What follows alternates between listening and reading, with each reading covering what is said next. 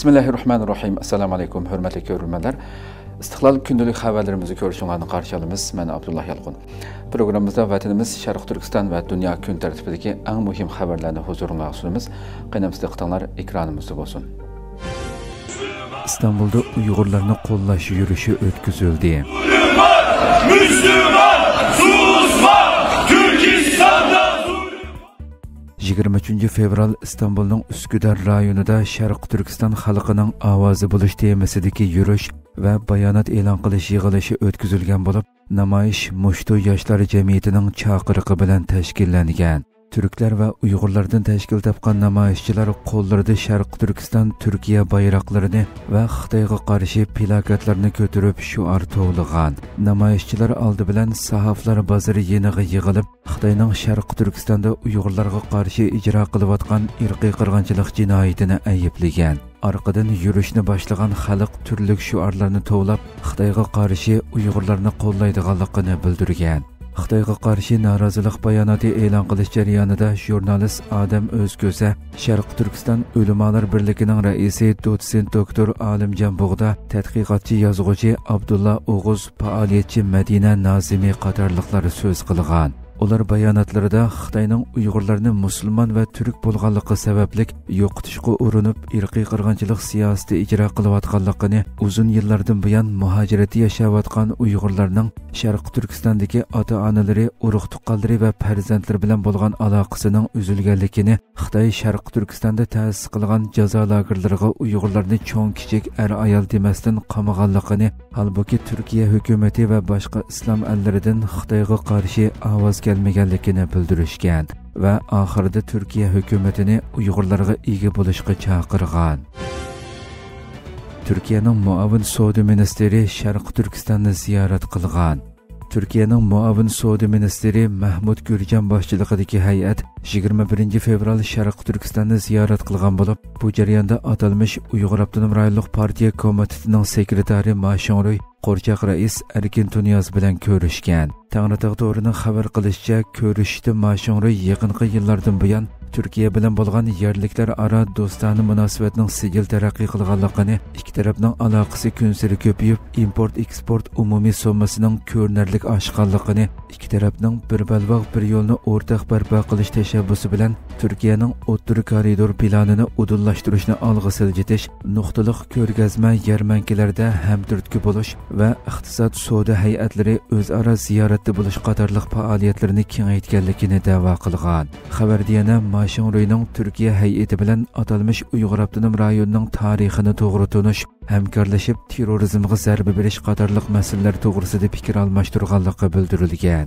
Tangritog to'rining mazkur xabarida qayd qilinishicha, Mahmud Gurjan suhbat jarayonida yaqinqi yillardan buyon Türkiye bilan Xitoyning har qaysi sohalardagi hamkorlik natijalarining ko'rinarli bo'lganligini, Türkiye'ning Şərq Türkistan bilan bo'lgan iqtisod savdo hamkorligining texmi zo'r eshish yo'shirin kuchini joriy qildirganligini, bundan keyingi qadamda bevosita Osiyo liniyasini ko'paytirishni, ko'rgazma yarmanka, iqtisodiy hamkorlik qatorliq xizmatlarda texmi zo'r ilgirlashlarni qo'lga keltirishni, iqtisod savdo hamkorlik munosabatining texmi yuqori saviyaga ko'tarilishini umid qilganligini bildirgan. Ko'rishishda Türkiye'nin Xitoyda turishliq bosh elchisi Ismoil Haqqi Musami so'z qilib, hamkorlik bo'shligini kengaytirish uchun Türkiye bilan Xitoyning unumli tirishchilik ko'rsatganligini, Türkiye'nin qat'iy turda terrorchi kuchlarga qarshi turib va zarba berib, ikki davlat munosabatini cho'nqurlashtiradiganligini, ikki taraf hamkorlikni kuchaytirish uchun yaxshi sharoit hozirlaydiganligini bildirgan.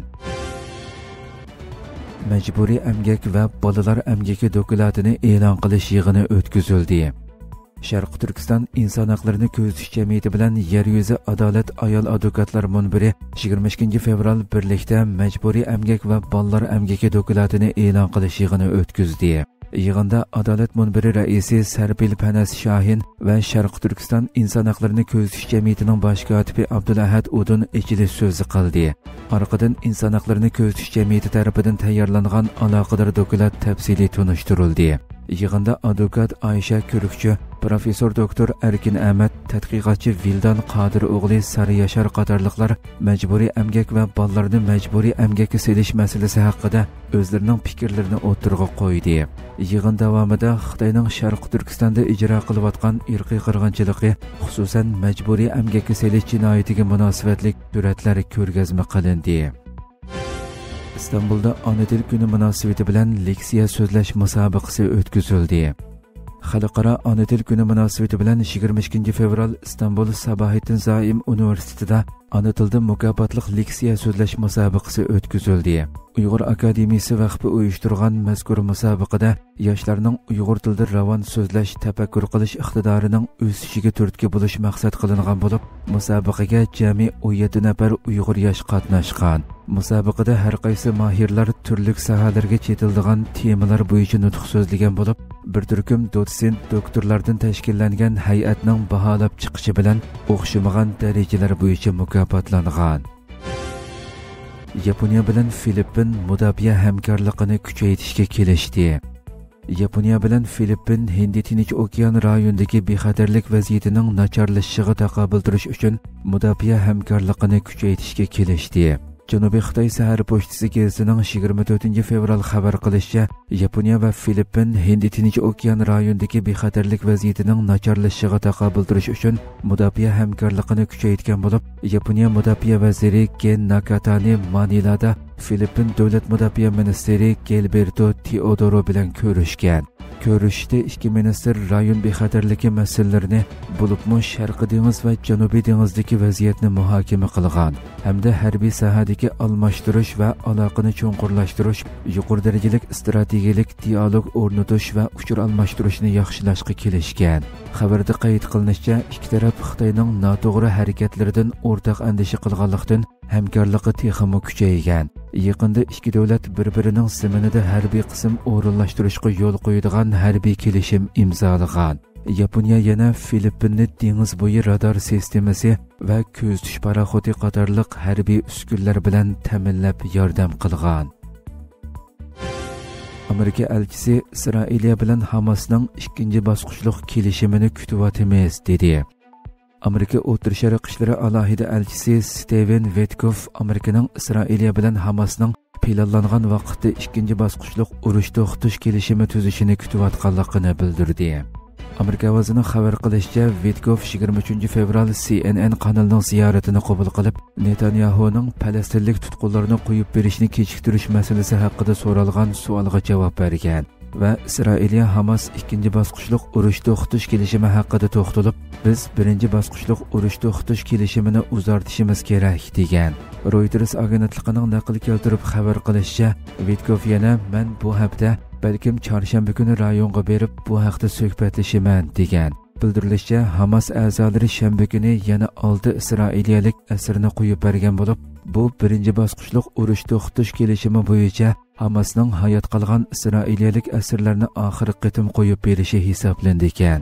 Buningga qarata Isroiliya shu kuni 600 dan ortiq falastinlik mahbusni qo'yib berishi kerak ekan. Ammo Isroiliya bosh ministri Netanyahu Hamasning asirlarini qo'yib berishdan burun ularni ko'pchilikka ko'rsatib xo'rlaganligini va ba'zi asirlarni majburiy so'zlatganligini bahona qilib, falastinlik tutqunlarni qo'yib berishni vaqtincha to'xtatish buyrug'i tushirgan.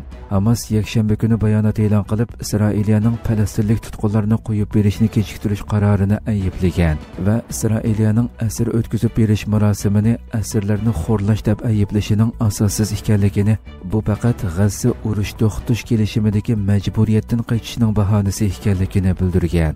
Netanyahu ishxonasi yakshanba kuni tong saharda bayonot e'lon qilib, Isroiliyaning keyingi turkumda asirlarni xo'rlamagan holda qo'yib berishga kafolat qilingandan keyin ondan 620 falastinlik tutqunni qo'yib beradiganligini bildirgan. Hurmatli ko'ruvchilarimiz, shunday qilib bugungi xabarlarimiz mush yerda oxirlashdi. Atigi programmamizni ko'rishguncha omon bo'linglar. Assalomu alaykum va rahmatulloh.